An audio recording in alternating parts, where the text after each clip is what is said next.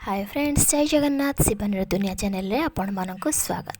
आज आम बनैबा चना मसला जहाँ भी कहते गोटा बुट तरकारी। यही वीडियोटी देखा जदि एपर्यंत मो चैनल टी सब्सक्राइब करना तो जल्दी जल्दी सब्सक्राइब करनी। चलतु आज रेसिपी स्टार्ट करवा। से 200 ग्राम बुट डाली को 7 ରୁ 8 घंटा पर्यंत भिजाई रखी पानी रे। बुट गुड़िक भल भाव में बतुरी जाइए। मुझे आपण मानक बुट गोटे मगचिकी देखा देखु। आपण चाहिए यह ओवरनाइट सोक करेंगे। जिते यहाँ बतुर से रेसिपी रे बुट डालीटी भल सीझी थाए। चलतु एवं गोटे प्रेसर कुकर नहीं जा। प्रेसर कुकर रे सब बुट डाली गुड़िक मुझे छाणी देती। ये गोटे चमच हलदी गुंड, स्वाद अनुसार लुण, खंडे दालचीनी। तापर मुझे देती गोटे पिंचर खाइबा सोडा। खाइबा सोडा देवा द्वारा बुट डालीटी बहुत सहजरे सीझी जाए। तापर मुझे देती आवश्यक अनुसार पानी। तापर प्रेसर कुकर लिड को बंद करी आम 2टी हुइसिल आसवा पर्यंत छाड़देबा। देखंतु एपटे गैस उपर आउ गोटे कढ़ाई बसाई से 3 बड़ चमच मुझे सोरिष तेल। तेल गरम हो आसिले मुझे गोटे चमच देती चीनी। चीनी टिके क्यारेमलाइज हो सारे मुझे गोटे तेजपत्र। बास एतिक दे सारा पर मुझे गोटे बड़ साइज्र पियाज को काटी रखी ताको देदेची। आपण चाहिए यही जगह पियाजर प्यूरी व्यवहार करें। पियाजटी को आम भल भाव में एमती भाजी नेबा। आउ जदि खोला गुड़ाक ये छाड़ी न थाए पात साहाଯ୍य ये भल भाव में खोला खोला करनेबा।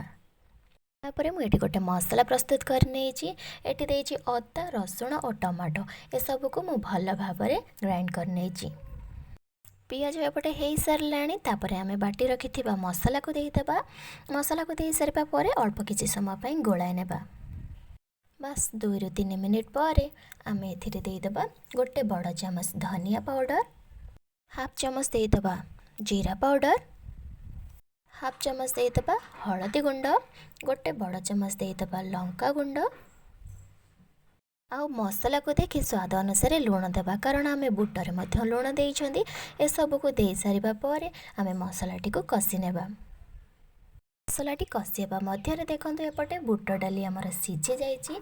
प्रेसर कुकर लिड को काढ़ी मु आपनको एठी देखाई नेउची। देखंतु बुट डाली एठी परफेक्टली भल भाव में सीझी। मुझे हाथ में प्रेस कर देखाऊँगी। बुट डाली भल भाव में क्रश हो जाऊँगी। आपण एतिक पर्यंत बुट डाली को सीझाइबे। जदि 2टी हुइसिल आपणकर बुट डाली सीझुनी तो आपण चाहिए आउ गोटे सीटी लगाई पारिबे।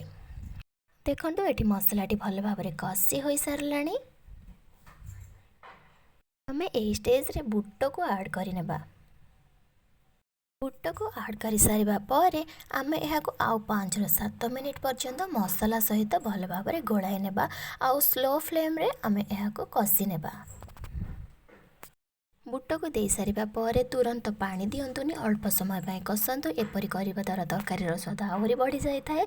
5 ରୁ 7 मिनिट पर मुझे गोटे ग्लास पानी दे देची। बस यही तरकारी रे बेसी झोल रही न थाए। आपण यह जुकजुकी टाइप करेंगे, से मुझे गोटे ग्लास पानी देची। हाई रो मीडियम फ्लेम रे आउ 7 ରୁ 8 मिनिट पर्यंत यह फुटाई नेबा। इजी रेसिपी आउ खाइबा लगी बहुत स्वादिष्ट। से ये रेसिपी थरे निहाती ट्राए करंतु। देखंतु आमर एठी बुट डाली कंप्लीटली हो सारे। लास्ट आम गोटे चमच गरम मसला दे गैस फ्लेम को ऑफ करदेवा। एठी रेडी हो गला बुट तरकारी। सांग मैंने आज रेसिपी आपण मानक केमी लगे मत कमेंट मध्यम निहाती जनइबे। और जदि मो चैनल नुआ अच्छा तो मो चैनल टी को सब्सक्राइब कर दिंतु। वीडियो गुड़िया को लाइक करंतु, शेयर करंतु। रहिले सांग मैंने जय जगन्नाथ। आपण मैंने एंजॉय करंतु बुट तरकारी। यह आप रुटी किंबा भात सहित खाई पारे। बहुत स्वादिष्ट लगी थाए।